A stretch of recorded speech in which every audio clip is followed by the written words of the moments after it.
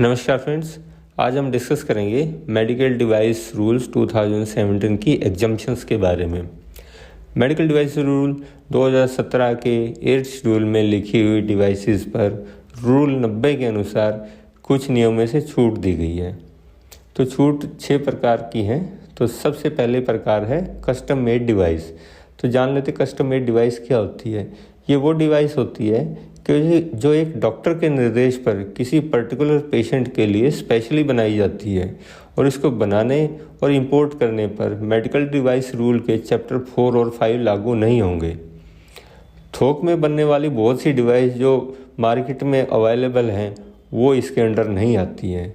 अर्थात यह डिवाइस एक पर्टिकुलर पेशेंट के लिए एक पर्टिकुलर डॉक्टर के निर्देश पे बनाई गई है। ये सिर्फ एक डिवाइस होती है और इसको उसी पेशेंट पे ही यूज़ करना है, उसको मार्केट में नहीं बेच सकते। तो होप आपको क्लियर हो गया कि एक पेशेंट के लिए स्पेशली जो डिवाइस बनाई जाती है उसको कस्टम मेड डिवाइस कहते हैं और उस पर चैप्टर 4 और 5 लागू नहीं होंगे मेडिकल डिवाइसेस रूल्स के। अब जो दूसरी छूट प्राप्त मेडिकल डिवाइसेस है वो है फर्स्ट एड के काम में आने वाली मेडिकल ड्रेसिंग, बैंडेजेस, बैंडेड एट्सेट्रा जिन पर केमिस्ट का लाइसेंस लेने या रिटेल सेल लाइसेंस लेने से छूट प्राप्त है। मतलब आपके गांव में या ढाबे पे, पान की दुकान पे, आप कहीं भी फर्स्ट एड के काम में आने वाली मेडिकल ड्रेसिंग्स, बैंडेज इत्यादि बेच सकते हैं। लेकिन नियम यह है कि आपको ये सारी डिवाइसेस किसी लाइसेंस शुदा डीलर या मैन्युफैक्चरर से खरीदनी होंगे। अब तीसरी जो छूट प्राप्त है ये वो डिवाइसेस हैं जो एक डॉक्टर या रजिस्टर्ड मेडिकल प्रैक्टिशनर अपने पेशेंट्स को देता है। जैसे एक पेशेंट डॉक्टर के पास जाता है तो डॉक्टर उसे दवाई के अलावा कमर पर बांधने की बेल्ट दे देता है या भांफ लेने की मशीन देता है।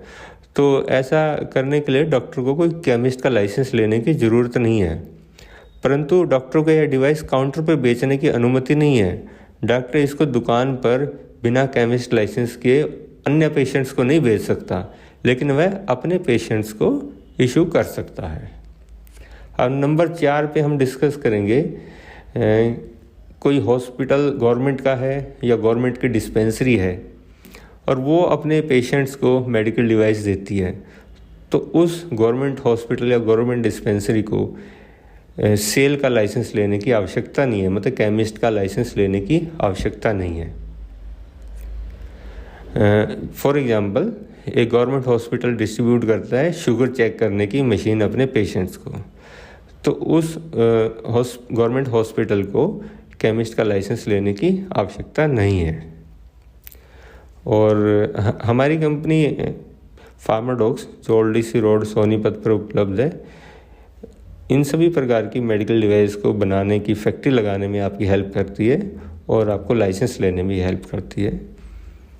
अब हम बात करते हैं 5वीं टाइप की जो छूट है, वो है मैकेनिकल कॉन्ट्रासेप्टिव्स के खरीदने बेचने पर। तो एग्जांपल के लिए बता दूं मैं आपको, जैसे कॉन्डम हो गए, female condom, diaphragm, cervical cap, sponge. तो ये जो फिजिकल मैकेनिकल कॉन्ट्रासेप्टिव्स हैं इनको आप बगैर लाइसेंस के खरीद बेच सकते हैं, लेकिन इनको आपको किसी लाइसेंस्ड फर्म से परचेज़ करना पड़ेगा जिनके पास इसका ड्रग लाइसेंस है। और अगर कोई मेडिसिन अगर आप बेचेंगे तो आपको होलसेल या रिटेल सेल ड्रग लाइसेंस लेना आवश्यक है। अब 6ठे नंबर पर हम बात करेंगे वो मेडिकल डिवाइस जो कोई कम मात्रा में इंपोर्ट कर किसी चैरिटेबल हॉस्पिटल यानी धर्मार्थ हॉस्पिटल में पेशेंट्स को फ्री ट्रीटमेंट के लिए दान करता है। उसे इंपोर्ट लाइसेंस लेने की आवश्यकता नहीं है, परंतु उसे DCGI से NOC लेना होगा। तो आप मेरे ख्याल समझ गए हैं 6 छूट किस प्रकार की है। मैं एक बार फिर से रिकैप कर देता हूँ। सबसे पहली छूट है कस्टम मेड डिवाइस, मतलब किसी विशेष पेशेंट के लिए एक विशेष डिवाइस बनाने व इंपोर्ट करने पर चैप्टर 4 और 5 से छूट प्राप्त है।